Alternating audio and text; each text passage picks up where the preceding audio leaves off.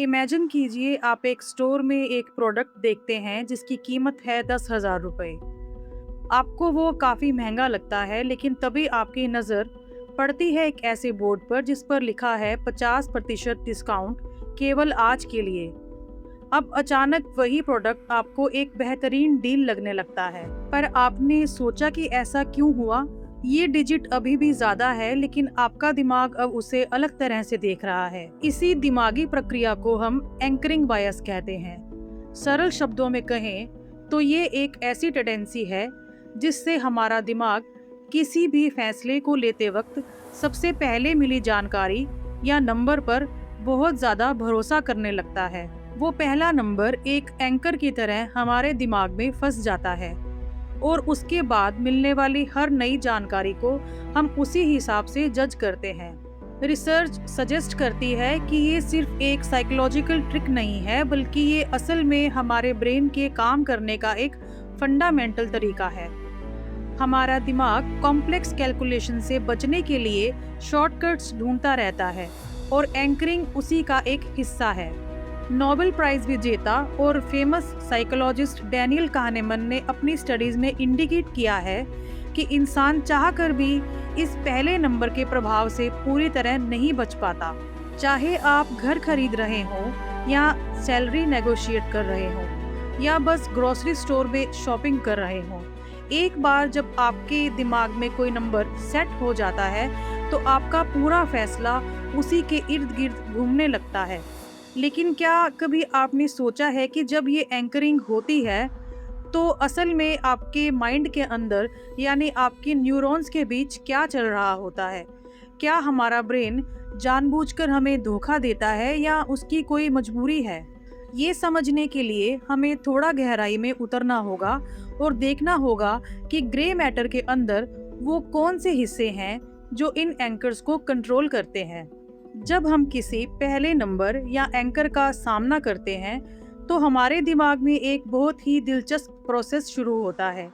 Research suggest करती है कि हमारा ब्रेन डेटा को आइसोलेशन में प्रोसेस नहीं कर सकता। उसे हमेशा तुलना करने के लिए एक स्टार्टिंग पॉइंट चाहिए होता है। जब आप वो पहला नंबर देखते हैं तो वो आपके प्री फ्रंटल कॉर्टेक्स में एक्टिव हो जाता है। ये ब्रेन का वो हिस्सा है जो डिसीजन मेकिंग और लॉजिक के लिए जिम्मेदार है। स्टडीज ये इंडिकेट करती हैं कि एक बार जब ये नंबर वहाँ रजिस्टर हो जाता है तो ब्रेन उसे एक रेफरेंस पॉइंट मान लेता है। इसके बाद शुरू होता है एडजस्टमेंट ह्यूरिस्टिक। इस प्रोसेस को समझने के लिए हम एक उदाहरण लेते हैं। मान लीजिए आपसे पूछा जाए कि क्या माउंट एवरेस्ट का तापमान 100 डिग्री से कम है। आप तुरंत हाँ कहेंगे, लेकिन अब जब आप असल तापमान गैस करेंगे तो आपका दिमाग 100 से नीचे की तरफ आना शुरू करेगा। दिक्कत ये है कि हमारा ब्रेन अक्सर इस शुरुआती नंबर से बहुत ज़्यादा दूर तक एडजस्ट नहीं कर पाता। इसे साइकोलॉजी में इनसफिशिएंट एडजस्टमेंट कहा जाता है। फेमस रिसर्चर एमोस ट्वेस्की ने इस पर काफ़ी काम किया है। उनके काम से ये संकेत मिलता है कि हमारा दिमाग असल वैल्यू तक पहुंचने की बजाय उस शुरुआती एंकर के पास वाली पहली रीजनेबल लगने वाली वैल्यू पर ही रुक जाता है। इसलिए अगर एंकर बहुत हाई है तो आपका फाइनल डिसीजन भी हाई ही रहेगा। ये मैकेनिज्म असल में ब्रेन की एनर्जी बचाने की एक कोशिश है। बहुत ज़्यादा गहराई में जाकर डेटा एनालाइज करने की बजाय दिमाग उस पहले रेफरेंस पॉइंट का सहारा लेकर एक क्विक जजमेंट दे देता है। कई साइंटिस्ट का मानना है कि ये इवोल्यूशनरी प्रोसेस का हिस्सा है ताकि हम तेजी से फैसले ले सकें। अब सवाल ये उठता है कि क्या ये प्रोसेस हर स्थिति में एक जैसा रहता है?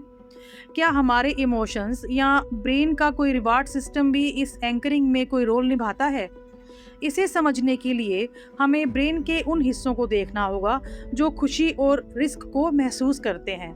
जब हम दिमाग के रिवॉर्ड सिस्टम या रिस्क की बात करते हैं तो ये समझना जरूरी है कि एंकर्स कितने रैंडम हो सकते हैं। साल 1974 में एक बहुत ही फेमस एक्सपेरिमेंट किया गया था जिसने पूरी दुनिया को चौंका दिया था। ये एक्सपेरिमेंट किया था दो बहुत ही फेमस साइकोलॉजिस्ट ने, जिनका नाम था एमोस ट्वेस्की और डैनियल kahneman। उन्होंने लोगों को व्हील ऑफ फॉर्च्यून घुमाने के लिए कहा जिस पर 1 से लेकर 100 तक के नंबर थे। ये पहिया पूरी तरह से रैंडम था। पहिया रुकने के बाद लोगों से एक सवाल पूछा गया कि यूएन में अफ्रीकी देशों का प्रतिशत उस नंबर से कम है या ज़्यादा जो अभी पहिए पर आया है, और फिर उनसे कहा गया कि वो सही प्रतिशत गैस करें। हैरानी की बात ये थी कि जिन लोगों का पहिया 10 नंबर पर रुका था, उनकी एवरेज गैस सिर्फ 25% थी। वही जिनका पहिया 65 पर रुका था, उनकी एवरेज गैस 45% तक पहुंच गई थी। रिसर्च सजेस्ट करती है कि एक पूरी तरह से रैंडम नंबर जिसका असल सवाल से कोई लेना देना नहीं था, उसने भी लोगों के दिमाग में एक एंकर का काम किया और उनके जजमेंट को बदल दिया। स्टडीज ये इंडिकेट करती हैं कि हमारा दिमाग किसी भी नंबर को इंफॉर्मेशन मानकर पकड़ लेता है। रिसर्चर ग्रेचेन चैपमैन ने संकेत दिया कि ये एंकरिंग तब भी काम करती है जब लोगों को पता होता है कि वो नंबर पूरी तरह से बेकार या रैंडम है। ऐसी कई रिसर्च हैं जो ये दिखाती हैं कि हमारा दिमाग डेटा को फिल्टर करने के मामले में उतना परफेक्ट नहीं है जितना हम समझते हैं। लेकिन अगर ये एंकरिंग इतनी पावरफुल है तो क्या ये सिर्फ शॉपिंग और एक्सपेरिमेंट्स तक सीमित है? असल में इसका असर हमारे रोज़मर्रा के प्रोफेशनल फैसलों और यहाँ तक कि हेल्थ केयर जैसी गंभीर जगहों पर भी पड़ता है। प्रयोगशाला के अनुभवों से निकलकर अगर हम अपनी असल जिंदगी की तरफ देखें तो हम पाएंगे कि एंकरिंग बायस हर तरफ है। स्टडीज इंडिकेट करती हैं कि इंटरव्यू के दौरान जो पहला नंबर टेबल पर रखा जाता है वो पूरे डिस्कशन का एंकर बन जाता है। अगर एम्प्लॉयर ने एक कम सैलरी ऑफर की तो आपका दिमाग उसी के इर्द गिर्द एडजस्ट करने लगता है। रिसर्चर्स ने नोट किया कि पहला नंबर जितना हाई या लो होगा, फाइनल डील भी उसी के करीब होने की संभावना बढ़ जाती है। इसी तरह से रिटेल स्टोर्स में अक्सर ओरिजिनल प्राइस को काटकर उसकी बगल में सेल प्राइस लिखी जाती है। यहाँ वो कटी हुई ऊंची कीमत आपके ब्रेन के लिए एक एंकर है। इसके बाद नई कीमत चाहे कितनी भी ज़्यादा क्यों ना हो, वो आपको उस पहले नंबर के मुकाबले हमेशा किफ़ायती ही लगेगी। रिसर्चेस में ये भी देखा गया कि हमारा दिमाग जानकारी की कमी होने पर एंकर पर और भी ज़्यादा निर्भर हो जाता है। जब हमें किसी चीज़ की सही वैल्यू पता नहीं चलती तो हम उस पहले उपलब्ध नंबर को ही सच मान लेते हैं। ये सब सुनकर आपको लग रहा होगा कि आप काफ़ी अवेयर हैं और आप इस जाल में नहीं फंसेंगे, लेकिन हकीकत ये है कि ये प्रोसेस इतना सबकॉन्शियसली होता है कि आपके लिए इसे पहचानना ही सबसे बड़ी चुनौती है। तो क्या इसका मतलब ये है कि हम हमेशा इन एंकर्स के हाथों मजबूर रहेंगे? क्या कोई ऐसा तरीका है जिससे हम अपने ब्रेन को इस बायस से बचा सकें? अब तक हमने ये समझा कि एंकरिंग बायस हमारे दिमाग की कितनी गहराई में कितनी मजबूती से जकड़ा हुआ है। लेकिन एक अच्छी खबर है कि कुछ रिसर्च ये सजेस्ट करती है कि हम माइंडफुलनेस और स्ट्रेटेजिक स्टेप्स को अपनाकर इसके असर को कम कर सकते हैं।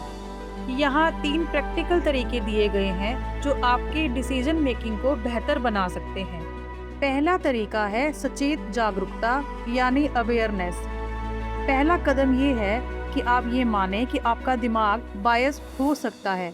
जब भी आप कोई नंबर या जानकारी देखें तो खुद से सवाल करें, क्या ये नंबर वाकई इस चीज़ की वैल्यू बताता है या ये सिर्फ एक एंकर है? रिसर्चर्स के मुताबिक इस बायस के बारे में जागरूक होना ही इसके प्रभाव को काफ़ी हद तक कम कर सकता है। दूसरा स्टेप है मल्टीपल रेफरेंस पॉइंट्स। कभी भी सिर्फ एक सोर्स या नंबर पर भरोसा ना करें। किसी भी फैसले से पहले कम से कम 2-3 अलग अलग जगहों से जानकारी जुटाएं। स्टडीज इंडिकेट करती हैं कि जब हमारे पास तुलना करने के लिए कई एंकर्स होते हैं तो हमारा दिमाग किसी एक नंबर के पैटर्न में फंसने के बजाय एक बैलेंस और लॉजिकल नतीजे पर पहुंच पाता है। तीसरा स्टेप है सोच समझकर देरी करना यानी डेलिब्रेट डिले। जल्दबाजी में लिए गए फैसले अक्सर शॉर्टकट्स पर आधारित होते हैं। डैनियल kahneman ने अपनी रिसर्च में सिस्टम 1 यानी तेज और इमोशनल और सिस्टम 2 यानी धीमा और लॉजिकल इस थिंकिंग के बारे में बताया है।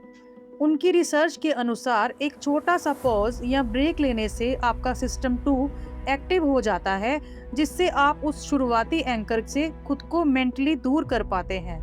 ये समझना ज़रूरी है कि एंकरिंग से पूरी तरह आज़ाद होना शायद मुमकिन नहीं है, क्योंकि ये हमारे ब्रेन के हार्डवेयर का हिस्सा है।